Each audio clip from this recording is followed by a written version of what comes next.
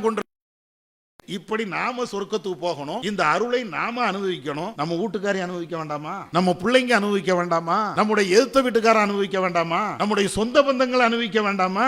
இந்த ஏக்கம் என்ன? இந்த ஏக்கம் இருக்கா இல்லையா? இந்த சிந்தனை இருக்கா இல்லையா? எப்ப நம்ம சொர்க்கம் போகணும், ரைட்டு, நீ ஈமான் கொண்டிருக்கிற அந்த அருளுடைய நிலையை ஓரளவுக்கு நீ புரிஞ்சிருக்கிற, உன்னுடைய மனைவி வேண்டாமா? உன் பிள்ளை வேண்டாமா? அப்ப மனைவி பிள்ளைங்க இவங்க எங்க போகணும்? அதனுடைய நிலை என்ன? உன்னுடைய நண்பர்கள், உன்னுடைய பழக்க வழக்கத்தில் உள்ளவர்கள், உங்களுடைய உறவுக்காரங்க இவங்க எல்லாம் எங்க போகணும்? என்னைக்காவது யோசிச்சோமா? அதை யோசிங்க. குர்ஆன்லயும் அப்படித்தான் பல்வேறு இடங்கள்ல திரும்ப திரும்ப அல்லாஹ் சொல்லி காட்டுகிறான். நம்பிக்கை கொண்டவர்களே, உங்களையும் உங்களுடைய குடும்பத்தார்களையும் நரக நெருப்பில இருந்து பாதுகாத்துக் கொள்ளுங்கள். நீ மட்டும் சொர்க்கம் போனா பத்தாதப்பா, உன் புள்ள உன் பின்னால வரணும், உன்னுடைய மனைவி உன்னோடு வரணும், உன்னுடைய தகப்பன், உன்னுடைய தாய், உன்னுடைய அக்கா, உன்னுடைய தங்கச்சி, உன்னுடைய மச்சான், உன்னுடைய மாமா, அத்தனை பேரும் குடும்பத்தோடு சொர்க்கத்துக்கு போகும். அது மறுமையில போய் கதறி ஒண்ணு புண்ணியம் இல்ல. என் புள்ள என் புள்ள என் புள்ள அப்படின்னு மறுமையில சொல்லி ஏதாவது புண்ணியம் உண்டா? நூஹ் நபியுடைய புள்ளைய அல்லாஹ் காப்பாத்த மாட்டேன்ட்டான். என் புள்ளைங்கறாங்க நூஹ் நபி, காப்பாத்து காப்பாத்து அப்படின்னு சொல்லும்போது அல்லாஹ் சொல்ற, இன்னும் லைஸ மினாலி, ஓம் புள்ளையா? ஓம் புள்ளனா இஸ்லாத்துக்கு வந்திருக்கணுமே. அப்ப அவனுடைய ஈமானும் இல்ல, இஸ்லாமும் இல்ல, எப்படி ஓம் புள்ள நீ சொன்ன? நூஹ் நபிக்கே இந்த நிலைனா, நாளைக்கு நம்ம புள்ள நம்ம கண்ணு முன்னாலே அல்லாஹ் காப்பாத்தணும், நரகத்துக்கு அல்லாஹ் இழுத்துட்டு போனான்னா, மாணவர்கள் இழுத்துட்டு போனாங்கன்னா என்ன நிலை? கொஞ்சம் யோசிச்சு பாருங்க. அந்த பிள்ளைகளுக்கு தானே உலகத்துல இவ்வளவு கஷ்டப்படுறோம். சம்பாத்தியம் பண்ணுவதற்கு எதுக்கு? என் புள்ள கஷ்டப்படக்கூடாது. ஒவ்வொரு ஆளும் இந்தியாவில் இருந்தட்டும் அல்லது வெளிநாட்டுக்கு போகட்டும், எவ்வளவு கஷ்டப்பட்டு எவ்வளவு சிரமப்பட்டு ஒரு 10 ரூபாய் சம்பாதிக்கிறோம். எதுக்கு? தான் வயிற்றுக்கு கொடுக்காம இருந்தாலும் தான் புள்ள பட்டணம் நடக்க கூடாது. அதுக்கு தானே அவன் மேல ஒரு எறும்பு கடிக்க விட மாட்டோம், ஒரு ஈ உட்காரத்துக்கு விட மாட்டோம். அவனுக்கு ஒரு சின்ன காய்ச்சல் வந்தா ஏதோ நமக்கு காய்ச்சல் வந்த மாதிரி அப்படியே பதவதிச்சு போயிடுறோம். இது குடும்பத்தில் உலகத்தில். ஆனா அவன் நரகத்துக்கு இழுத்துட்டு போகும்போது ஏதாவது செய்ய முடியுமா? இந்த ஏக்கம் ஏன் இல்ல? இந்த வெறி ஏன் இல்ல? நீ மட்டும் சொர்க்கம் போன்னு நினைக்கிறிய, உன் பிள்ளைய வந்து சொர்க்கம் போன்னு நினைக்க வேண்டாமா? உன் குடும்பத்தார்கள் சொர்க்கம் போன்னு நினைக்க வேண்டாமா? உன்னுடைய உறவுக்காரர்கள் அக்கம் பக்கம் எல்லாரும் சொர்க்கம் போன்னு ஏன் நினைக்கல? இந்த ஏக்கம் நம்ம இடத்தில் இருக்கும் என்றால், யாரு சொன்னா என்ன, சொல்லாம இருந்தா எனக்கு என்ன, அமைப்பு இருந்தா என்ன, இல்லாம போனா எனக்கு என்ன, என் குடும்பத்துக்கு தௌஹீதை நான் சொல்லியே தீர்வேன். அதுல வெறியாக இருக்கும். அஸ்ஸலாமு அலைக்கும் வரஹ்மத்துல்லாஹி வபரகாத்துஹு. கண்ணியம் நிறைந்த சகோதரர்களே, இந்த நேரத்தில் ஏகத்துவமும் எமது ஏக்கமும் என்று ஒரு தலைப்பு எனக்கு வழங்கப்பட்டு இருக்கிறது. எதற்காக வேண்டி என்றால், இந்த ஜமாத்தில் நாம் இருந்து பயணிப்பதற்கு என்ன காரணம்? அந்த காரணத்தை முதலில் நாம் தெரிந்து கொள்ள வேண்டும். இரண்டாவது, எதற்காக இந்த ஜமாத்தில் நாம் இருக்கிறோமோ அதனுடைய முக்கியமான இலக்கை நாம் அடைந்து விட்டோமா, அல்லது அந்த இலக்கை நோக்கித்தான் நம்முடைய பயணம் இருக்கிறதா என்பதை ஒரு சுய பரிசோதனை செய்து பார்க்க வேண்டும் என்பதற்குத்தான் இந்த தலைப்பு எனக்கு வழங்கப்பட்டு இருக்கிறது. இறைவனுடைய கிருபையினால் நாம் ஒவ்வொருவருமே ஏகத்துவத்தை, தௌஹீதை விளங்கியவர்கள். அல்லாஹ் ஒருவன்தான் இறைவன், அவனுடைய கட்டளைக்கு மாத்திரமே கட்டுப்பட்டு நடக்க வேண்டும், வஹி செய்தி மாத்திரமே மறுமையில் நம்மை சொர்க்கத்திற்கு அழைத்து செல்லும் என்ற இந்த உன்னத கொள்கையில் நாமெல்லாம் வாழுகிறோம். இது மிகப்பெரிய இறைவன் நமக்கு அளித்த பரக்கத்து என்றுதான் சொல்ல வேண்டும். இறைவன் நமக்கு வழங்கி இருக்கக்கூடிய மாபெரும் அருள் என்றுதான் சொல்ல வேண்டும். ஆனால் இந்த அருள் இந்த உலகத்தில் வாழுகின்ற கோடான கோடி மக்களுக்கு கிடைக்கவில்லை. இறைவன் நமக்கு வழங்கியிருக்கிறான். ஆனால் இதை மேலோட்டமாக நானும் சொல்லுவேன், நீங்களும் சொல்வீர்கள். யதார்த்த நிலை என்னவென்று நம்முடைய ஆழ் மனதில் இந்த கருத்தை பதிவு செய்து ஒரு பின்னோக்கி சென்று பார்த்தோம் என்றால், என்ன பெரிய அருள், இதில் என்ன பெரிய அருள் இருக்க போகிறது என்ற நிலைதான் ஒவ்வொரு ஆளுடைய உள்ளத்திலையும் எங்காவது ஒரு இடத்தில் இருக்கும். ஈமான் கொண்டு இருக்கிறோம், மிகப்பெரிய ஒரு அருளை நாம் சுமந்து கொண்டு இருக்கிறோம் என்றால் இதனுடைய மதிப்பு இந்த உலகத்தில் நமக்கு தெரியாது. இதனுடைய யதார்த்தமான மதிப்பு ஓரளவுக்கு புரிந்து கொண்டு தௌஹீதில் இருந்தாலும் இது எந்த அளவுக்கு மதிப்பு மிக்கது, எந்த அளவுக்கு உயர்வானது, எந்த அளவுக்கு இறைவனுடைய அருளை பெற்று தரக்கூடியது என்ற அந்த யதார்த்தத்தை நாம புரிய போவதில்லை. ஏன்? இது உலகம் சார்ந்த ஒரு விஷயம் அல்ல. உலகத்தில் ஒரு தொழிலை செய்கிறோம், ஒரு உதவியை செய்கிறோம், அல்லது வேற ஏதாவது ஒரு வேலையை செய்கிறோம், அதற்கு கூலி 1,00,000 ரூபாய் தருகிறார்கள் என்றால் அந்த மதிப்பு நம்ம கண்ணு முன்னால தெரியுது. அதனால இந்த வேலையை செய்வோம் அப்படின்னு இறங்குவோம். ஆனால் இந்த ஈமான் என்ற அருள் என்பது அதனுடைய உண்மையான மதிப்பு, உண்மையான அருள் என்பது உலகத்தில் நம்மால புரிந்து கொள்ள முடியலதான். அதனால்தான் இறைவன் மறுமையில் நடக்கக்கூடிய அந்த விஷயங்களை நமக்கு எடுத்து சொல்கிறான். இப்போ இந்த அருள் என்பது மிகப்பெரிய அருள் என்பதை குர்ஆனுடைய வசனத்தில் இருந்து நாம் படிக்கும்போது உணர்ந்து கொள்ளலாம். அல்லாஹ் அஸ்-ஸுமர் என்று சொல்லப்படுகின்ற 39வது அத்தியாயத்தில் 68 வசனத்தில் இருந்து 74 வசனம் வரையிலையும் அந்த வசனத்தை நீங்கள் தொழுகையில் கூட சில சகோதரர்கள் இமாம் ஓதும்போது நீங்கள் செவியேற்றிருப்பீங்க. ஆனால் இப்போ அந்த வசனத்தை ஒருக்க அர்த்தத்தோடி படித்து பாருங்க. ஈமானுடைய அருள் அது எவ்வளோ பெரிய மகத்துவம் அப்படிங்கிறது நம்மளுக்கு தெரியும். அல்லாஹ் சொல்கிறான், وَنُفِخَ فِي الصُّورِ فَصَعِقَ مَنْ فِي السَّمَاوَاتِ وَمَنْ فِي الْأَرْضِ إِلَّا مَنْ شَاءَ اللَّهُ. சூர் ஊதப்படுகின்ற அந்த நேரத்தில் இந்த வானத்தில் மற்றும் பூமியில் இருக்கக்கூடிய அத்தனை பேர்களுமே மயக்கமுற்று விழுவார்கள், இறைவன் நாடியவர்களை தவிர. பின்பு 2வது முறையும் சூர் ஊதப்படும். ஃபைதாகும் கியாமுன் எல்துரூன். அப்பொழுது அவர்கள் அத்தனை பேர்களுமே பார்த்தவர்களாக எழுந்து நிற்பார்கள் அப்படின்னு சொல்லிட்டு அல்லாஹ் அந்த வசனத்தில் இந்த உலகம் அழிக்கப்படுகின்ற அந்த சூழலை அல்லாஹ் அப்படியே கொண்டு வரான். அடுத்து அல்லாஹ் சொல்லுவான், அஷ்ரகத்தில் அர்லு பின் நூரி ரப்பிஹா وَوُضِعَ الْكِتَابُ وَجِيءَ بِالنَّبِيِّينَ وَشُهُدَاءَ وَقُضِيَ بَيْنَهُم بِالْحَقِّ. இந்த உலகம் அழிக்கப்பட்டு மறுமையிலே அனைத்து மனிதர்களும் நிப்பாட்டப்பட்டு அவர்களுக்கு மத்தியிலே ஆதாரங்கள், இந்த உலகத்தில் செய்த நன்மை தீமை ஏடுகள் அவர்களுக்கு முன்னால் வைக்கப்பட்டு நபிமார்கள், சுஹதாக்கள், நல்லடியார்கள் இவர்கள் அத்தனை பேர்களுமே அங்கு கொண்டு வரப்பட்டு இவர்களுக்கு மத்தியில் கொஞ்சம் கூட அநியாயம் செய்யப்படாமல் தீர்ப்புகள் அளிக்கப்படும் அப்படிங்கிறான். வஉஃபியத்து குல்லு நஃப்ஸின் மா அமிலத் வஹுவ அலமு பிமா யஃபாலூன். ஒவ்வொரு மனிதனும் இந்த உலகத்தில் என்னென்ன காரியத்தை செய்தார்களோ அதற்கு தக்கவாறு அங்கே கூலி கொடுக்கப்படுவார்கள். நன்மை செய்தவர்களுக்கு நன்மை என்ற அடிப்படையிலே கூலி வழங்கப்படும், தீயது செய்தவர்களுக்கு தீய கூலிகள் வழங்கப்படும். இதையெல்லாம் அல்லாஹ் சுருக்கமாக இந்த வசனத்தில் அல்லாஹ் சொல்லி காட்டுகிறான். பல்வேறு இடங்களில் உலகம் எப்படி அழிக்கப்படும், மனிதர்கள் எப்படி எழுப்பப்படுவார்கள் என்பதை பல்வேறு இடங்களில் அல்லாஹ் திரும்ப திரும்ப சொல்றான். விசாரணை எப்படி நடைபெறும், ஒவ்வொரு மக்களை நாம் எப்படி அழைத்து வருவோம், ஏடுகள் எந்த கையில் கொடுக்கப்படும் என்பதையெல்லாம் அல்லாஹ் பல்வேறு இடங்களில் பல்வேறு கோணங்களில் திரும்ப திரும்ப அல்லாஹ் சொல்றான்.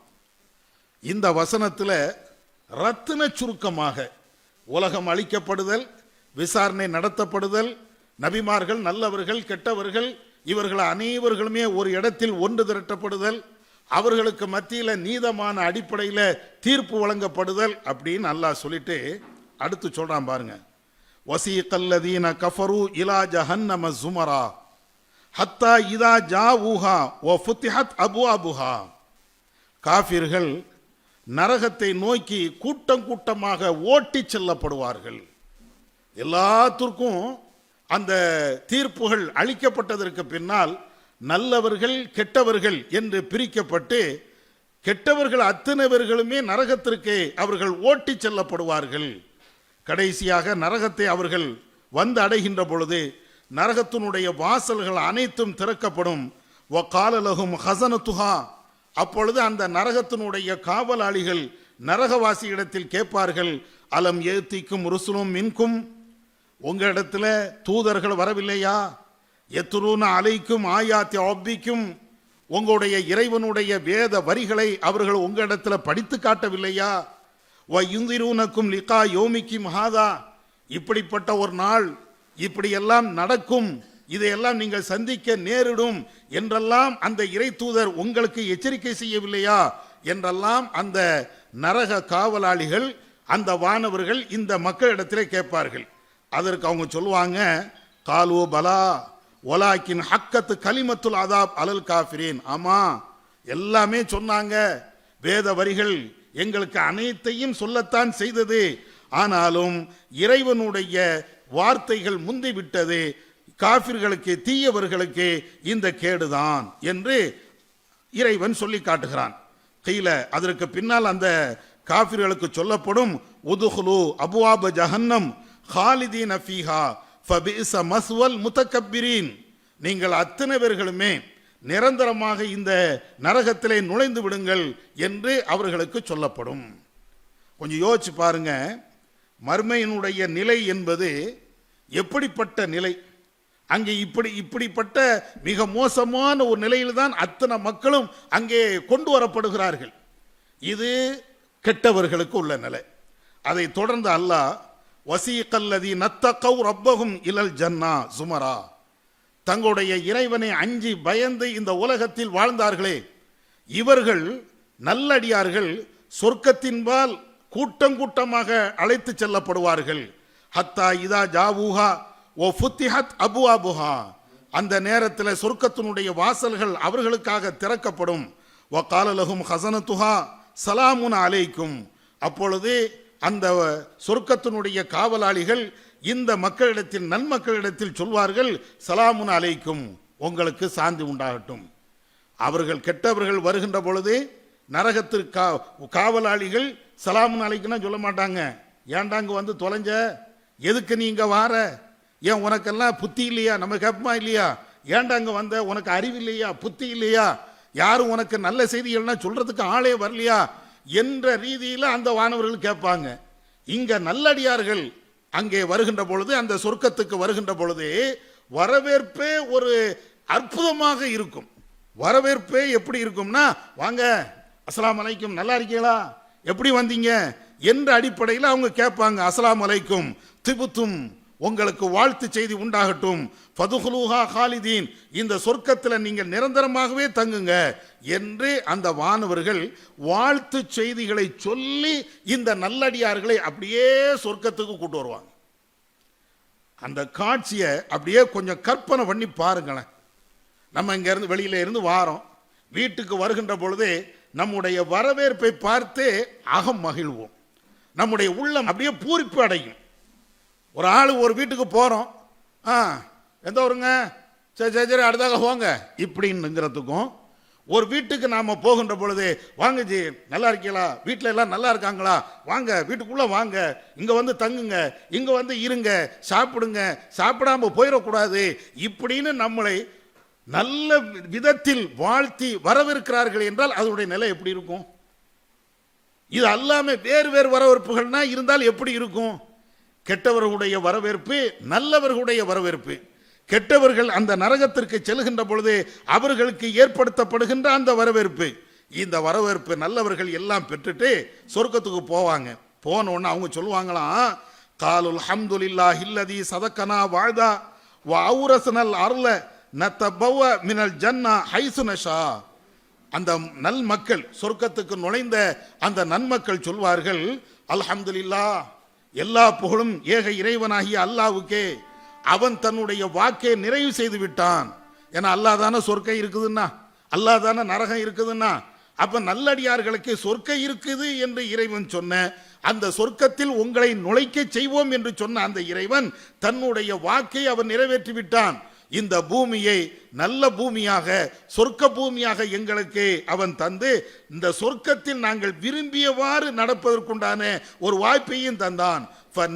அஜ்ருல் ஆமிலீன், அமல் செய்யக்கூடிய மக்களுக்கு இதுதான் அற்புதமான ஒரு கூலி என்று இறைவன் இந்த வசனத்தில் சொல்றான்.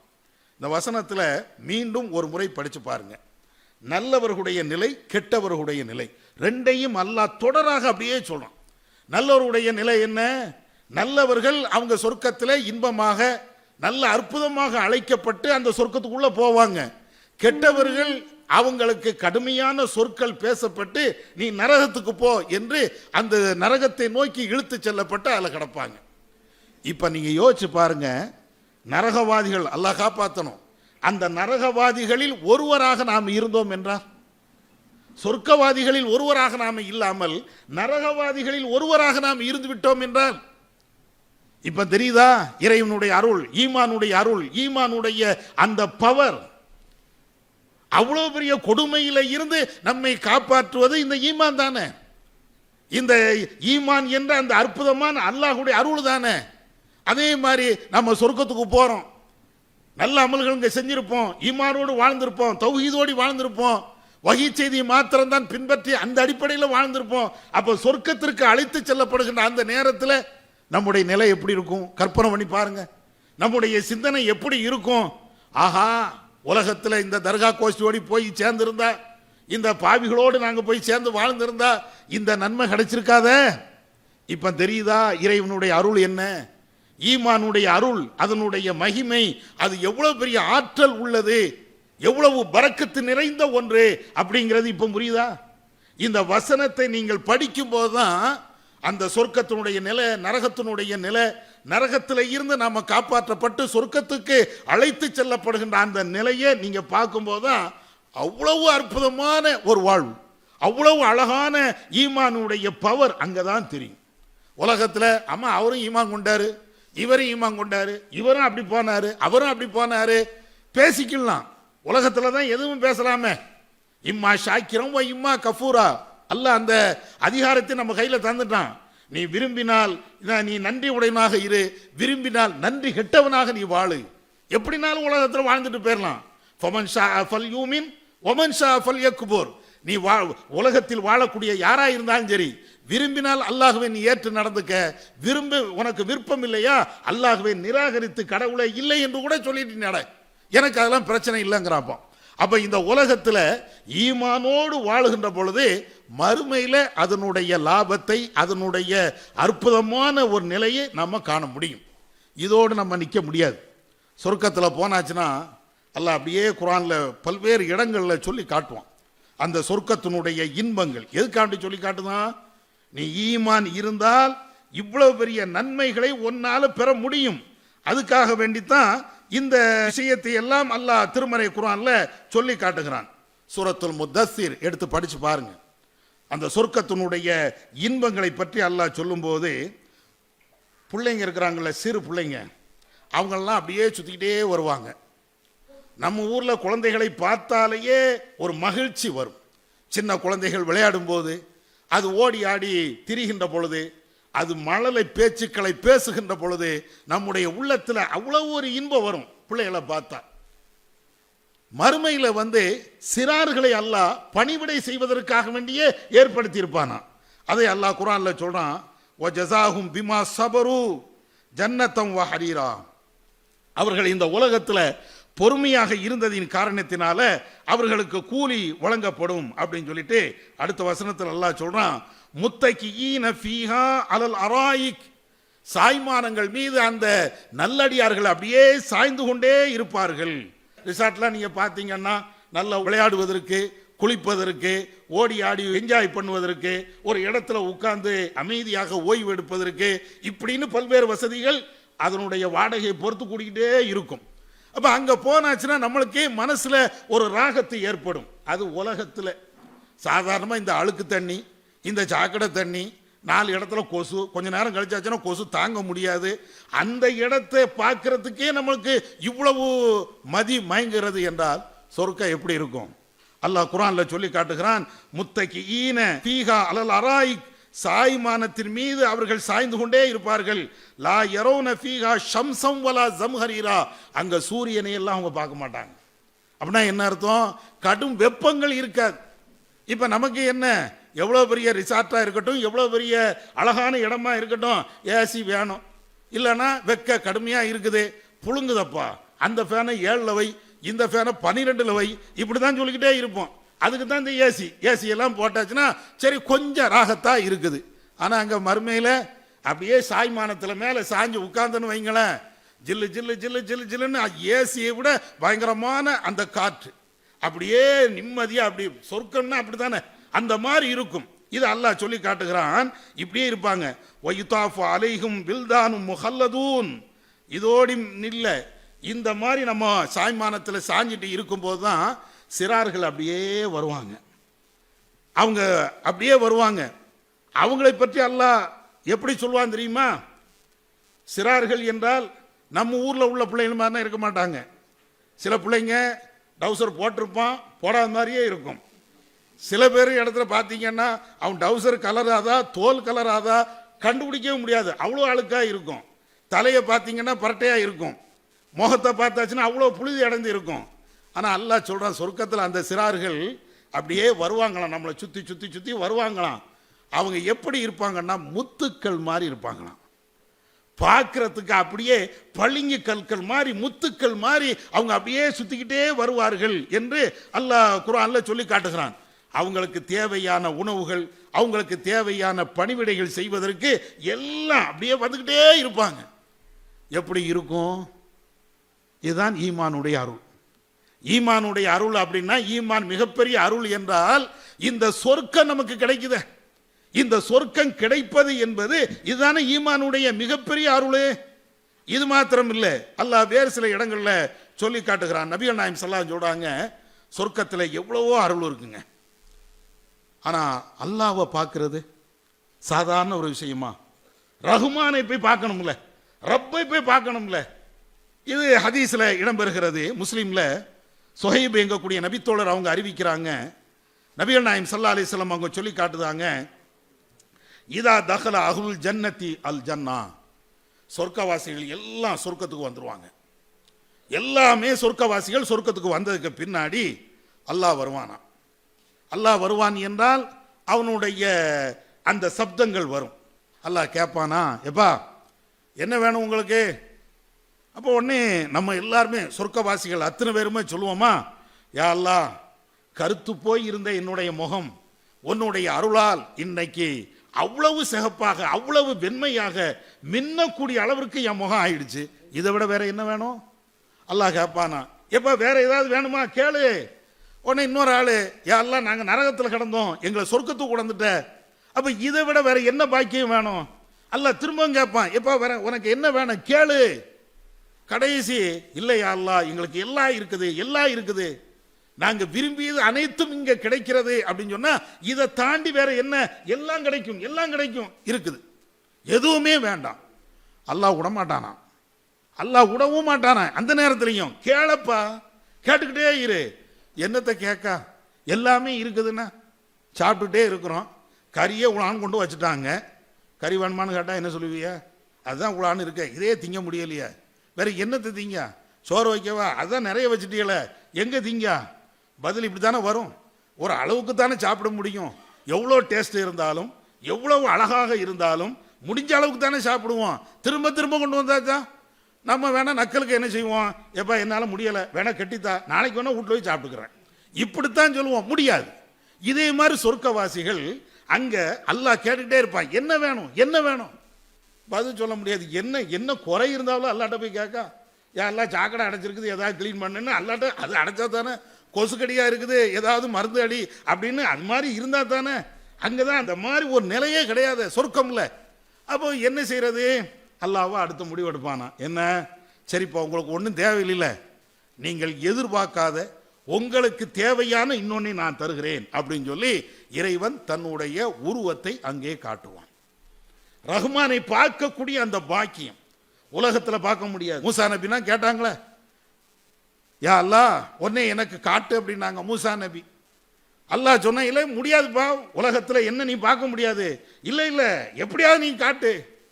அப்பதான் அல்லாஹ் சொல்லி காட்டுகிறான், உல்லுர் இலா ஜபல், இந்த மலையை நீ பார்த்துக்கிட்டே இரு, ஃபஇனிஸ்தக்கர்ர மக்கானுஹு ஃபஸௌஃப தரானி, நான் அந்த மலைக்கு காட்சி அளிப்பேன். அப்படி அளிக்கின்ற பொழுது அந்த மலை மலையாக இருக்கும் என்றால் என்ன நீ பார்க்கலாம்.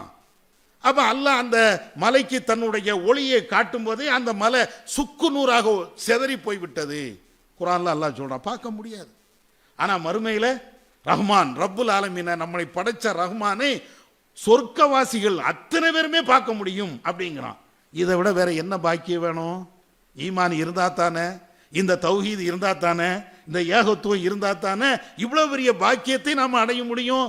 இப்ப விளங்குதா தௌஹீதினுடைய அருள், தௌஹீதினுடைய நேர்வழியுடைய அந்த அருள், அது ஏன் இவ்வளவு பெரிய மகத்துவம், இவ்வளவு பெரிய பாக்கியம் என்று நம்ம சொல்வதற்கு இதுதான். என்னமோ லா இலாஹ இல்லல்லாஹ் சொன்ன உடனே எல்லா பாக்கியம் வந்து அப்படி இல்லை. இங்க நீ லா இலாஹ இல்லல்லாஹ் சொல்லுவ, அந்த அடிப்படையில் நீ வாழ்வ, மறுமையில இதனுடைய அனைத்து பாக்கியத்தையும் ஒட்டுமொத்தமாக நீ பெறுவாய். அதுக்கு தான் அல்லாஹ் இப்படி எல்லாம் சொல்லி காட்டுகிறான். நாளை மறுமையில இறைவனை பார்க்கிறது ஒண்ணு, அதே போன்று இப்போ நம்மெல்லாம் போயிட்டோன்னு வைங்க, அல்லாஹ் அந்த பாக்கியத்தை தரணும். நம்மெல்லாம் அங்கே போயிட்டோன்னு வைங்களேன், மாறி மாறி பேசுவோம். சொர்க்கவாசிகளாக இருந்தால் எல்லாத்தையும் பற்றி கேட்போம். எப்போ அவன் எங்க, அப்துல் காதர் எங்க, நம்ம கூட தர்பியாக்கு வந்தான்லப்பா, அவன் எங்கே போனான், அந்த அந்த சொர்க்கத்தில் இருக்கிறான். இவனை எங்கப்பா, இவன் இஸ்மாயிலை காணல, அவனை எங்கப்பா, நம்ம தௌஹீத்வாதி தானப்பா, அவன் அந்த சொர்க்கத்தில் இருக்கிறான்.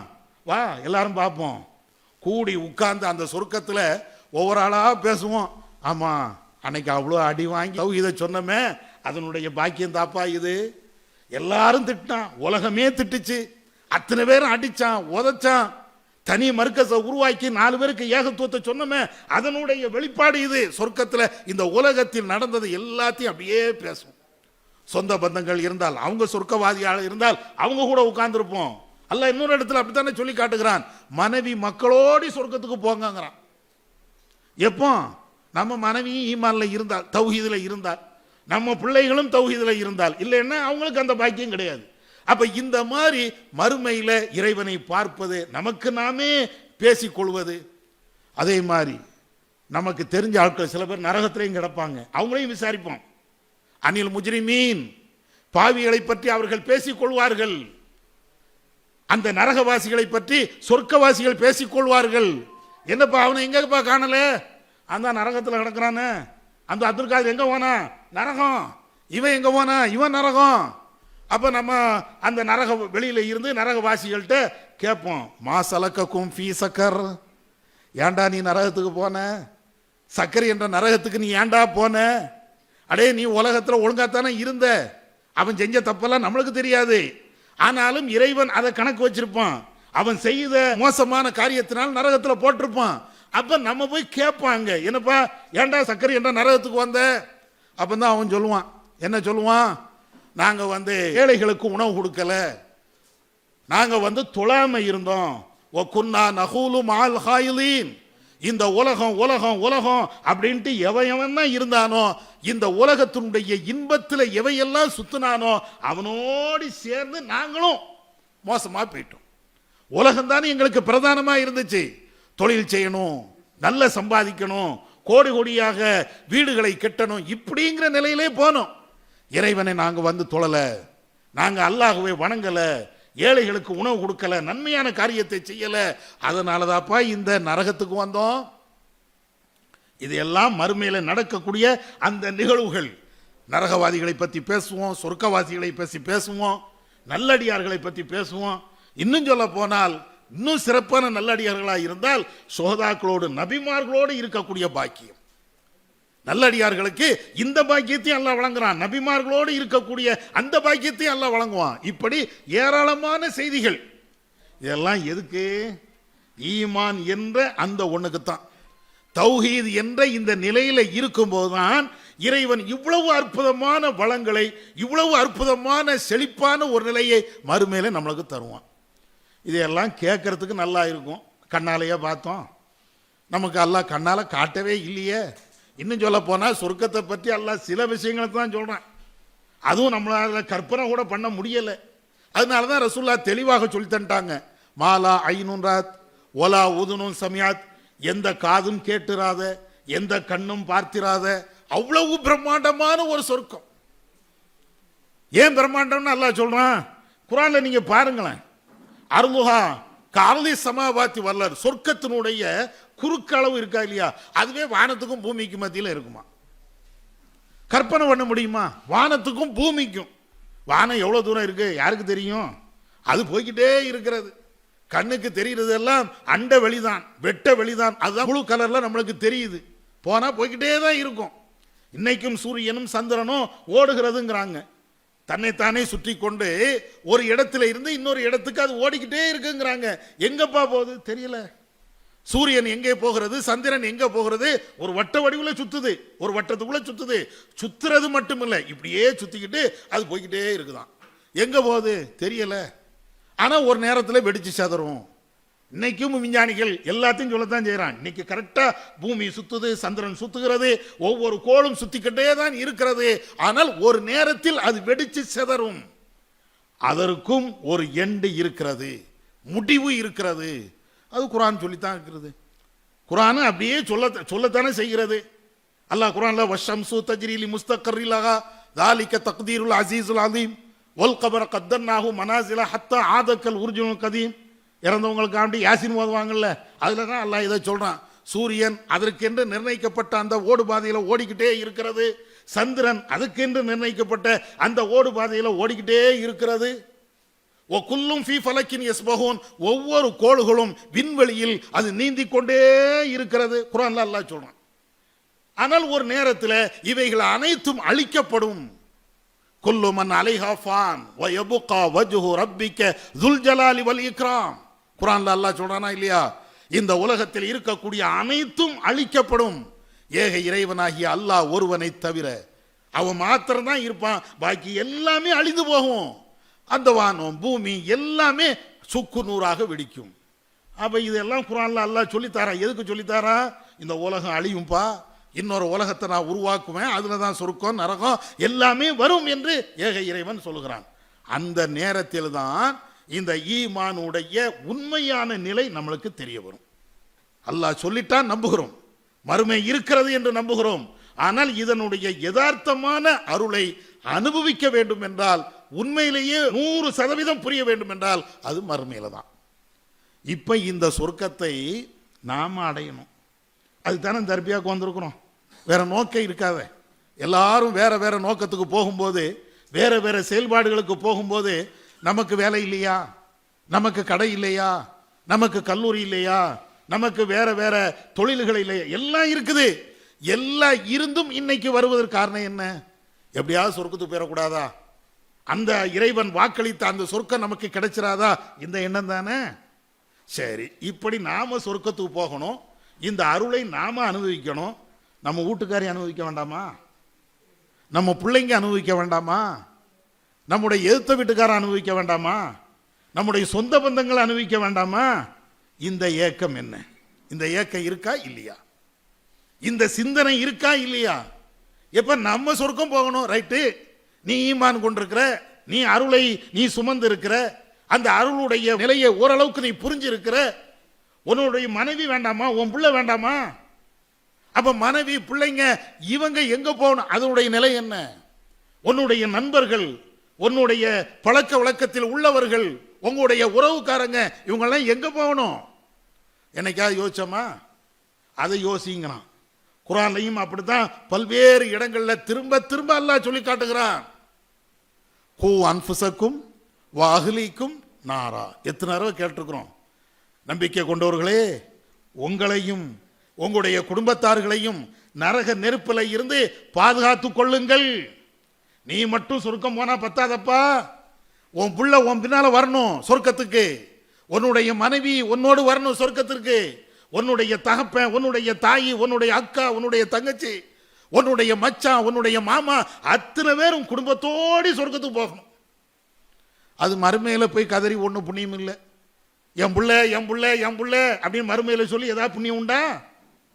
நூஹு நபியுடைய புள்ளைய அல்லாஹ் காப்பாற்ற மாட்டேன்ட்டான். நூஹு நபியுடைய மகன், நூஹு நபி கேட்கிறாரு, என்னுடைய மகன் முடியாதுப்பா, இன்னஹு லைஸ மின் அஹ்லி, அவன் குடும்பத்தை சார்ந்தவன் இல்லைன்ட்டான்ல. கடுமையான கோவம் அது. உன் பிள்ளையே இல்லைன்ட்டான். என் பிள்ளை என் பிள்ளைங்கிறாங்க நூஹு நபி, காப்பாத்து காப்பாத்து அப்படின்னு சொல்லும்போது அல்லாஹ் சொல்ற, இன்னும் லைஸ மின் அஹ்லி, உன் பிள்ளையா? அடே, உன் பிள்ளைன்னா ஈமான் கொண்டிருக்கணுமாடா, உன் பிள்ளைன்னா இஸ்லாத்துக்கு வந்திருக்கணுமே. அப்ப அவனுடைய ஈமானும் இல்லை, இஸ்லாமும் இல்லை, எப்படி உன் பிள்ளை நீ சொன்ன? இது குர்ஆன்ல நூஹு நபியுடைய வரலாறுல அல்லாஹ் நமக்கு சொல்லித்தாரானா இல்லையா? நூஹு நபிக்கே இந்த நிலைனா, நாளைக்கு நம்ம பிள்ளை நம்ம கண்ணு முன்னாலே அல்லாஹ் காப்பாற்றணும், நரகத்துக்கு அல்லாஹ் இழுத்துட்டு போனான்னா, வானவர்கள் இழுத்துட்டு போனாங்கன்னா என்ன நிலை? கொஞ்சம் யோசிச்சு பாருங்க. அந்த பிள்ளைகளுக்கு தானே உலகத்தில் இவ்வளோ கஷ்டப்படுறோம். சம்பாத்தியம் பண்ணுவதற்கு எதுக்கு? என் பிள்ளை கஷ்டப்படக்கூடாது. ஒவ்வொரு ஆளும் இந்தியாவில் இருந்தட்டும் அல்லது வெளிநாட்டுக்கு போகட்டும், எவ்வளவு கஷ்டப்பட்டு எவ்வளவு சிரமப்பட்டு ஒரு 10 ரூபா சம்பாதிக்கிறோம். எதுக்கு? தான் வயிற்றுக்கு கொடுக்காம இருந்தாலும் தான் புள்ள பட்டம் நடக்க கூடாது. அதுக்கு தானே. அவன் மேல ஒரு எறும்பு கடிக்க விட மாட்டோம், ஒரு ஈ உட்காரத்துக்கு விட மாட்டோம். அவனுக்கு ஒரு சின்ன காய்ச்சல் வந்தா ஏதோ நமக்கு காய்ச்சல் வந்த மாதிரி அப்படியே பதவதிச்சு போயிடுறோம். இது குடும்பத்தில் உலகத்தில். ஆனா அவன் நரகத்துக்கு இழுத்துட்டு போகும்போது ஏதாவது செய்ய முடியுமா? இந்த ஏக்கம் ஏன் இல்லை? இந்த வெறி ஏன் இல்லை? நீ மட்டும் சொர்க்கம் போன்னு நினைக்கிறிய, உன் பிள்ளைய வந்து சொர்க்கம் போன்னு நினைக்க வேண்டாமா? உன் குடும்பத்தார்கள் சொர்க்கம் போன்னு நினைக்க வேண்டாமா? உன்னுடைய உறவுக்காரர்கள் அக்கம் பக்கம் எல்லாரும் சொர்க்கம் போன்னு ஏன் நீ நினைக்கல? இந்த ஏக்கம் வேணுங்க. இந்த ஏக்கம் நம்ம இடத்தில் இருக்கும் என்றால் தாவா பணியை நான் சொல்லி இவர் சொல்லி அவங்க சொல்லி தலைமை சொல்லி மாவட்டம் சொல்லிலாம் செய்ய மாட்டோம். யாரு சொன்னா என்ன, சொல்லாம இருந்தா எனக்கு என்ன, அமைப்பு இருந்தா என்ன, இல்லாம போனா எனக்கு என்ன, என் குடும்பத்துக்கு தௌஹீதை நான் சொல்லியே தீர்வேன். அதுல வெறியாக இருப்போம். வெறி சும்மா ஆசையெல்லாம் இருக்காது. நீங்க கற்பனை பண்ணி பாருங்க, நம்ம சொர்க்கத்துக்கு போறோம், நம்ம பொண்டாட்டி நரகத்துக்கு போறா, எப்படி இருக்கும்? எப்படி இருக்கும் யோசிச்சு பாருங்களேன். லூத்து நபி அவங்களுடைய மனைவி நரகங்கிறான் அல்லாஹ். குர்ஆன்ல அப்படித்தானே அல்லாஹ் சொல்லி தருகிறான். எப்படி இருக்கும்? அப்ப அந்த கொடுமை உலகத்துல லூத்து நபியுடைய மனைவி மாதிரி நம்ம மனைவி இல்லை, அது தெரியும். அவங்களும் நோன்பு வச்சிருப்பாங்க, சக்காத்து கொடுத்துருப்பாங்க, தான தர்மங்கள் பண்ணியிருப்பாங்க. ஆனால் மறுமையில் அது பயந்தரணும்ல. அப்ப மறுமையில பயந்தறதா இருந்தால் இந்த தௌஹீது இருக்கணுமே. தௌஹீது இல்லை என்றால் நரகம் தானே. ஒமை யுஷ்ரிக்கு பில்லா ஃபக்கத் ஹர்ரமல்லாஹு அலைஹில் ஜன்னா. அல்லாஹ்வுக்கு எவர் இணையை கற்பித்து விட்டாரோ அவருக்கு சொர்க்கம் ஹராம் அப்படின்லாம் அல்லாஹ் சொல்லித்தாரான். அப்ப அதனால இந்த சொர்க்கமே தடை செய்யப்பட்டு விட்ட சொர்க்கத்துக்கே லாயிக்கு இல்லை அப்படின்னு ஒரு லிஸ்ட்ல நம்ம மனைவியை வச்சிடக்கூடாத, நம்ம பிள்ளைங்க அந்த லிஸ்ட்ல போயிடக்கூடாத. இதுக்காக வேண்டியாவது தாவா பண்ணணுங்க. இன்னொரு விஷயம் தெரியுமா? நம்ம தாவாவில் இறங்குறோம், எல்லாரும் நீங்க தாவா பண்றோம், ஏதோ முடிஞ்ச அளவுக்கு பண்றோம். முழுமையாக பண்றோமோ அல்லது 24 மணி நேரம் பண்றோமோ அது ஒரு பக்கம் இருந்தாலும் நம்ம சக்திக்கு உட்பட்டு கொஞ்சம் கொஞ்சமாவது தாவா பண்றோம், மறுக்க இயலாது. ஆனா இப்படி தாவா பண்ணக்கூடிய உங்களுடைய உள்ளத்துல நீங்க கேள்விகளை கேளுங்க. ஏன் தாவா பண்றீங்கன்னு கேளுங்க. ஏன் தாவா பண்றோம்? மறுமையில சொர்க்கம் போகணும். இந்த ஒரு பதிலை தான் எல்லாரும் சொல்லுவோம். ஆனால் அந்த பதில் தப்பு அல்ல. ஆனா அது மட்டும் காரணம் அல்ல. நான் ஒரு தாவா பண்ணுகிறேன் என்றால் நான் சொர்க்கம் போகணும், கரெக்ட், அது மட்டும் காரணமாக இஸ்லாம் சொல்லலை. அதற்கு முன்னணியில் இன்னொரு காரணம் இருக்கிறது. என்ன காரணம் தெரியுமா? நீங்க தாவா பண்ண பண்ண பண்ண நன்மை ஏவி தீமையை தடுக்க தடுக்க நான் திருந்துவேன். நான் ஒரு ஆள்கிட்ட போய் தொழவா அப்படின்னு சொன்னா முதல்ல நான் தொழுவேன். நான் ஒரு ஆள்கிட்ட போய் நீ சிறுக்கு வைக்காத என்று சொன்னால் முதல்ல அந்த சிறுக்கில் இருந்து நான் விலகுவேன். ஒரு ஆள்கிட்ட போய் குடிக்காத, தண்ணி அடிக்காத, பீடி குடிக்காத, சிகரெட் குடிக்காத அப்படின்னு நான் சொன்னேன், அந்த தாவாவை நான் செய்கிறேன் என்றால் என்னிடத்தில் தண்ணி அடிக்கக்கூடிய, பீடி குடிக்கக்கூடிய, சிகரெட் குடிக்கக்கூடிய இந்த கெட்ட பழக்கம் வரவே வராது. இதுக்கு தான் அல்லாஹ் தாவா பண்ண சொன்னான். உங்களுக்கு இன்னொன்று விஷயம் தெரியுமா? நம்மள சில பேருக்கு என்னால் தான் அவர் நேர்வழிக்கு வந்தார், இவர்னால தான் அவர் நேர்வழிக்கு வந்தார். பெருமை. இது பெருமையின் உச்சம். அல்லாஹ் என்ன சொல்றான் தெரியுமா? இன்னக லா தஹ்தி மன் அஹ்பப்த. நபியே, நீங்க உங்களுக்கு விரும்பிய ஆட்களுக்கு நேர்வழி காட்ட முடியாது. ரசூலுல்லாஹ்வுடைய பெரிய தந்தை கிடக்கும் போது அப்பதானே இந்த வசனம் இறங்குது. ரசூலுல்லாஹ் திரும்ப போய் சொல்றாங்க அவரு இஸ்லாத்தை ஏற்க மாட்டேன்ட்டாரு, குஃப்ர்லயே இறந்துட்டாரு. அப்பதான் ரசூலுல்லாஹ் கடுமையான கவலை, என்னை வளர்த்து எடுத்து அவரு நரகத்துக்கு போறாரு. அப்பதான் அல்லாஹ் இறக்குறான், நபியே நீங்க விரும்பிய ஆட்களுக்கெல்லாம் நேர்வழி காட்ட முடியாது. அப்ப யாரு நடத்தணும்? அல்லாஹ் விரும்பணும். அல்லாஹ் விரும்பினாத்த பின்ன இவர் எனக்கு நேர்வழி காட்டினாரு, அவர் எனக்கு செருப்பை காட்டினாரு. செருப்பை வேணா காட்டலாம், நேர்வழி இது என்று வேணா சொல்லலாம், அவ்வளவுதான் சொல்லலாமே தவிர உள்ளத்தை மாற்றுகின்ற நேர்வழிம்பால் ஒரு உள்ளத்தை கடத்துகின்ற அந்த அதிகாரம் இறைவன் ஒருவனுக்கு தான். நான் தாவா பண்ணிட்டேன், எல்லாரும் இஸ்லாத்துக்கு வந்துட்டாங்க, முட்டா பையன் அர்த்தம். அவன் மார்க்கத்தை படிக்கலன்னு அர்த்தம். நான் தாவா பண்ணனா வரல, அல்லாஹ் சொன்னதை நான் செஞ்சேன், அவ்வளவுதான். அவன் இஸ்லாத்துக்கு வந்தான்னா அது அல்லாஹ் நேர்வழி காட்டினான், அல்லாஹ் அவனுடைய உள்ளத்தை மாற்றினான். அது இறைவனுடைய ஆற்றல். யாருக்கும் நம்ம நேர்வழினா காட்டணும். இன்னைக்கும் சில தௌஹீத்வாதிகள்ட்ட அந்த எண்ணம் இருக்குங்க, அவரால் தான் நான் தௌஹீதுக்கு வந்தேன், இவரால். நான் அல்லாஹ் உனக்கு வஹி அனுப்புனானா? இவரால் தான் நீ தௌஹீதுக்கு வந்தங்கிறது அல்லாஹ் உனக்கு சொன்னானா? இவரால் தான் எனக்கு நேர்வழி யாரு சொன்னப்பா? ஏன் நேர்வழி காட்டினது இறைவன். அதற்கு காரணமாக யாருனாலும் இருக்கலாம். ஒரு கழுத கூட இருக்கும், ஒரு பாவி கூட இருப்பான். அதனால ஒண்ணு இல்லை. ஒண்ணுமே இல்லாம இருந்தா கூட அல்லாஹ் நேர்வழி காட்டுவான். எதுவுமே இல்லை, அல்லாஹ் நினைத்தால் நம்முடைய உள்ளத்துல அந்த ஈமானை கொண்டு வருவான். அது இறைவனுடைய ஆற்றல். அதனால நம்ம தாவா பண்ணதுனால உலகமே திருந்திருச்சு, அது இருக்கக்கூடாது. நம்ம தாவா பண்ணதுனால நான் திருந்துகிறேன். என்ன நீங்க சொல்லுங்க. நம்மள்கிட்டயே இன்னும் சில தாவாக்கள் இல்லை. அல்லாஹ் குர்ஆன்ல சொல்றானா, வதவாசோ பில் ஹக் வதவாசோ பிஸ் சபர். உங்களுக்கு இடையிலேயே நீங்க தாவா பண்ணுங்கங்கறான். உங்களுக்கு இடையிலனா என்ன அர்த்தம்? ஒரு மாவட்ட தலைவர் மாவட்ட செயலாளருக்கு, மாவட்ட பொருளாளர் மாவட்ட தலைவருக்கு, ஒரு கிளை தலைவர் கிளை செயலாளருக்கு, கிளை செயலாளர் கிளை தலைவருக்கு, ஒரு தாயி கிளை தலைவருக்கு, கிளை தலைவர் ஒரு தாயிக்கு, உங்களுக்கு நான் எனக்கு நீங்க. இதுதான் அல்லாஹ் சொல்றான். இந்த தாவா என்னைக்கா பண்ணியிருக்கிறோமா? இந்த தாவானா என்ன மைக்கு பிடிச்சி பேசுறது இல்லை. நீங்கள் சுபுவுக்கு போறீங்க, என்னைக்காவது செயலாளருக்கு ஃபோனை போட்டு தலைவர் எப்பா சுபுக்கு போகிற நீ வாரியான்னு கேட்டிருக்கீங்களா? பக்கத்து வீடாக இருந்தால் கதவு தட்டியிருக்கீங்களா? தொலை போகும்போது யாரையாவது கூப்பிட்ருக்கீங்களா? அணக்கம் இல்லாமல் தொழுதுட்டு அணக்கம் இல்லாமல் வந்துடுவோம். ஏன்? சரி, அவர் தொலைன்னா அவர் தொழுதுட்டு போகிறாரு, நமக்கு என்ன? ரெண்டாவது இன்னொன்று என்ன, இப்படி நாம் டெய்லி அவரை கூப்பிட்டா அவரும் நம்மளை கூப்பிட்டுருவார்ல. நம்ம ஒரு நாள் இல்லைன்னா ஒரு நாள் படுத்து தூங்கும்போது கதவை தட்டிட்டா என்ன செய்யா? அதனால நீனும் என் கதவை தட்டாத, நானும் உன் கதவை தட்ட மாட்டேன். நீனும் என்ன தொலை கூப்பிடாத, நானும் உன்னை தொலை கூப்பிட மாட்டேன். நமக்குள்ள எழுதி கொள்ளப்படாத ஒரு ஒப்பந்தம். நிறைய மர்கஸ் இன்னைக்கு தூங்கிட்டு இருக்கு. மர்கஸ்கள் தூங்குதா கேட்டா என்ன சொல்றோம்? இல்ல நான் தூரமா இருக்கிறேன். பிறகு எதுக்கு மர்கஸ் கட்டினேன்? தூரமா இருந்தா எதுக்கு மர்கஸ் உனக்கு? அல்லாஹ் மறுமையில கேட்க மாட்டானா? ரப்பு கேட்க மாட்டானா? ஏன் தூரமா இருந்தாலும் வரணும். ரசூலுல்லாஹ்வுடைய ஹதீஸை நீங்க படிக்கலையா? நபியுடைய காலகட்டத்தில் சஹாபாக்கள் கேட்குறாங்க, அல்லாஹ்வின் தூதரே நாங்கள் மதீனாவுடைய ஓரத்தில் இருக்கிறோம், கிட்டத்தட்ட 7-8 கிலோமீட்டர் தாண்டி அங்கே லாஸ்ட்ல இருக்கிறோம். அதனால டெய்லி பள்ளிவாசலுக்கு வர்றதுக்கு சிரமமா இருக்குது. அதனால எங்க வீட்டை அங்க வச்சுட்டு இங்க புதுசா ஒரு வீடு கட்டி மஸ்ஜித் நபவிக்கு பத்தியில ஒரு வீடை கட்டி அங்க வந்துடுறோம். ரசூலுல்லாஹ் என்ன சொன்னாங்க? சரிப்பா நீ நல்ல காரியத்தை செய்றீங்க சொன்னாங்க, உன் வீடு அங்கேயே இருக்கட்டும். நீ எவ்வளோ தூரத்தில் இருந்து வாரியோ ஒவ்வொரு எட்டுக்கும் ஒரு நன்மை எழுதப்படுகிறது, ஒவ்வொரு எட்டுக்கும் ஒரு தீமை உனக்கு அளிக்கப்படுது. நீ தூரத்தில் இருந்தே வாப்பா, நடந்து வா. ரசூலுல்லாஹ்வுடைய காலத்தில் பைக் இல்லை, ரசூலுல்லாஹ்வுடைய காலத்தில் இதை மாதிரி நவீன வாகனங்கள் கிடையாது. ஒட்டகம் இருந்திருக்கும், குதிரை இருந்திருக்கும், அவ்வளோதான். முடிஞ்சா அதில் வந்திருப்பாங்க, இல்லைன்னா நடந்துதான். ஆனால் ரசூலுல்லாஹ் ஒவ்வொரு தூரத்தில் இருந்து வருவதற்கு அவ்வளவு நன்மைங்கிறாங்க. நீங்க லோகருக்கு 2 கிலோமீட்டர்ல இருந்து அல்லது 1 கிலோமீட்டர் வைப்போமே, 1 கிலோமீட்டர் தூரமா நடந்து வாரிய, 1 கிலோமீட்டர் தான் நடந்து வாரிய, ஒவ்வொரு எட்டுக்கும் ஒரு நன்மை ஒரு தீமை அளிக்கப்படுதுன்னா எவ்வளவு ஒரு பாக்கியம் அது. அப்ப இதையெல்லாம் காரணமா காட்டிட்டு ஏப்பா சுபுக்கு வரல தூரமா இருக்குது, ஏப்பா லுஹருக்கு வரல அது அதை விட தூரமா இருக்குது, ஏப்பா அசருக்கு வரல அது இன்னும் பயங்கரமா தூரமா இருக்குதுன்னு இது ஒரு சப்பக்கட்டு காரணத்தை சொல்லிக்கிட்டு இருந்தோம்னா நம்மள்ட்ட என்ன தௌஹீத் இருக்குது? தௌஹீதை பற்றி உள்ள ஏக்கம் எங்கே இருக்கிறது? இந்த ஏக்கம் வேண்டாமா? பள்ளிவாசலை கட்டி வச்சிருக்கிறோம், நம்ம தொழலைன்னா வேற யாரு தொலை வருவா? வரணும் சகோதரர்களை, மாற்றணும். கண்டிப்பாக வெளியூருக்கு போயிட்டோம், வேற எங்கேயாவது வேலை நிமித்தமாக வெகு தூரம் போயிட்டோம், அப்போ வரணும்னு இஸ்லாம் சொல்லவே இல்லை. ஆனா ஊர்ல தான் இருக்கிறோம், ஏன் பள்ளிவாசலுக்கு வரல?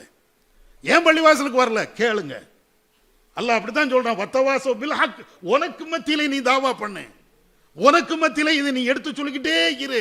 அல்லாஹ் அதை திரும்ப திரும்ப சொல்லிக்கிட்டே இருக்கிறான். அப்படின்னா தான் நமக்கு மத்தியில் ஒரு அந்யோன்யம் வரும். நான் ஒரு தப்பு பண்ணாலும் நீங்க அதை கண்டிப்பீங்க, அந்த தப்புல இருந்து விலகக்கூடிய ஒரு வாய்ப்பு அல்லாஹ் உங்க மூலமாக எனக்கு தாரான். வருமா வராதா? இல்ல அவர் இப்படி இவர் இப்படி எவரா இருந்தா என்ன, ஏன் தொலை வரலன்னு நம்ம எத்தனை நண்பர்களை நக்கல் அடிக்கிறோம், தமாஸ் பேசுறோமா இல்லையா? ஏன் தொழுகைக்கு வரலன்னா அந்த தமாஸ் எங்க போச்சு கேளுங்க, தமாசா கேளுங்க. என்ன பாய் அப்துல் காதர் பாய் என்ன நேற்று காணல, எங்க மதினால போய் தொலை போயிட்டு எவ்வளவு தெரியுதுன்னா அப்படின்னு கேளுங்க. வரட்டும், என்னடா இப்படி கேட்டான், கோவப்படட்டும், ஒன்றும் தப்பு ஒன்றும் கிடையாது. நீங்க சாராயம் குடிக்க கூப்பிடல, தண்ணி அடிக்க கூப்பிடல, விபச்சாரத்துக்கு கூப்பிடல, அல்லாஹ் அழைத்த அந்த தொழுகையின் பக்கம் நீங்க அழைக்கிறீங்க, ஏன் சொல்லக்கூடாது? கேட்டு பாருங்க. இதானே தாவா? ஒவ்வொரு ஆளும் நீங்க கேட்டு பாருங்க. ஏன் காணல? சில பேர் உண்மையிலேயே உடம்பு சரியில்லைன்னா வராம இருப்பாங்க. அப்பந்தான் அவர் வராம இருக்கிறது, ஓ இன்னைக்கு அவர் காய்ச்சலா தான் வரல, போய் நலம் விசாரிப்போம், அந்த நன்மை கிடைக்கும். அல்லது வேற ஏதாவது காரணம், நம்ம மேல கோவப்பட்டுட்டு கூட சில பேர் நம்ம மேல உள்ள கோவத்தில் பள்ளிவாசலுக்கே வராம இருப்பாங்க, போய் பார்ப்போம். ஏங்க பள்ளிவாசலுக்கு வரல? அது தலைவர் சரியில்லைங்க, அதான் பள்ளிவாசலுக்கு வரல. அந்த குற்றச்சாட்டு நியாயம் இல்லை. இருந்தாலும் சரி, என்ன பிரச்சனை, வா பேசுவோம், நமக்குள்ள பேசுவோம். என்ன பிரச்சனை, வா பள்ளிவாசலுக்கு வாப்பா, என்ன 4 அடினாலும் அடிச்சுக்க, என் மேலதானே உனக்கு கோபம், அடிச்சுக்க, ஆனா தொலை வராம இருந்துடாத. நீங்க சொல்லி பாருங்க, இந்த தாவாவை நீங்க எடுத்து பாருங்க. சுபஹானல்லாஹ், இதுதான் தாவா. இது எங்கேயோ போய் நிற்கும். நம்மையும் நம்முடைய குடும்பத்தார்களையும் நண்பர்களையும் அத்தனை பேர்களுமே அற்புதமான அந்த சொர்க்கத்தில் நம்மை நுழைய செய்யும். அதனால இந்த தாவாவை பொறுத்த மட்டில் என்ன விதமான தாவாக்கள் இருக்கிறதோ எல்லா தாவாவையும் கையில் எடுக்கணும். நோக்கம் ஒன்னே ஒண்ணுதான், அவன் சொர்க்கம் போயிடணும், நரகம் போயிடக்கூடாது. நம்முடைய மனைவி பிள்ளைங்க எல்லாம் இறைவனுடைய அருளால் சொர்க்கம் போயிடணுமே தவிர நரகத்துக்கு ஒரு ஆளும் போயிடக்கூடாது. அதுல முழு கவனம் இருக்கணும். இந்த கவனத்தை நீங்க எடுத்து பாருங்க. இந்த சிந்தனையை உங்களுடைய மனசுல நீங்க ஆழமாக பதிய வச்சு பாருங்க. இன்ஷா அல்லாஹ் மிகப்பெரிய மாற்றம் ஏற்படும். தாவா பண்ணுங்க, தாவா பண்ணுங்க. தாவா பற்றி என்னன்னு தெரியணும்ல, அதனுடைய நன்மைகள் என்னன்னு தெரியணும்ல. அது தெரிஞ்சா தானே நான் தாவா பண்ணுவேன். அதனால் இதை தெரிந்து கொண்டு நம்முடைய தாவாக்களை வீரியப்படுத்துவோம்.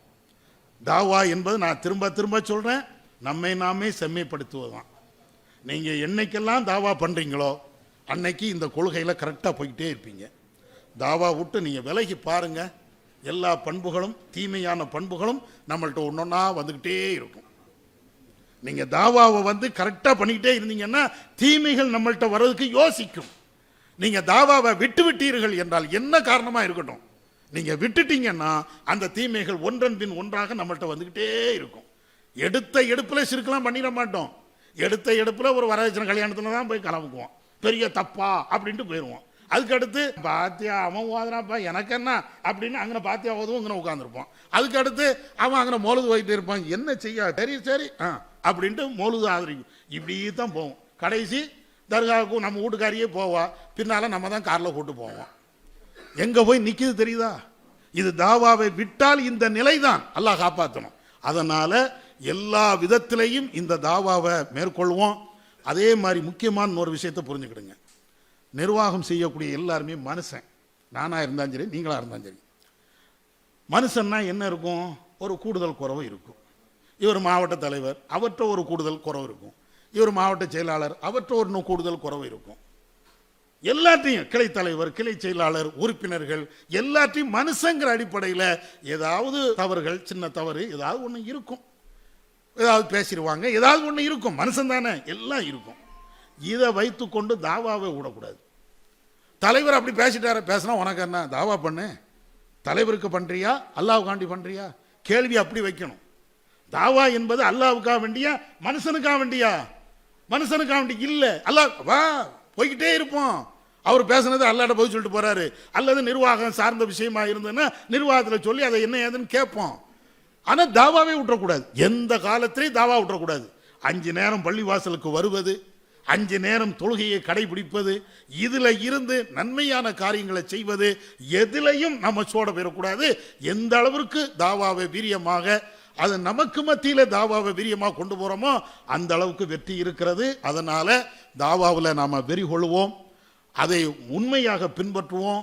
நம்ம குடும்பத்தில் இருந்து அந்த தாவாவை ஆரம்பிப்போம். எல்லாரும் சொர்க்கம் போக வேண்டும் என்று நாம எண்ணுவோம். எல்லோருக்கும் அல்லாஹ் நேர்வழி காட்ட வேண்டும் என்ற அந்த பிரார்த்தனையை செய்வோம். அத்தனை மக்களுக்கும் இந்த ஏகத்துவத்தை செய்தியை நாம கொண்டு செல்வோம். நம்மளுக்கு மத்தியில் இருக்கக்கூடிய சஞ்சலங்கள், சலசலப்புகள், மனித தவறுகள் இவைகள் அனைத்தும் கால் தூசிக்கு சமம் அப்படின்னு நாம எடுத்துக்கொண்டு நம்முடைய இலக்கு மறுமை, நம்முடைய நோக்கம் மறுமை, அந்த சொர்க்கத்தை அடைய வேண்டும்.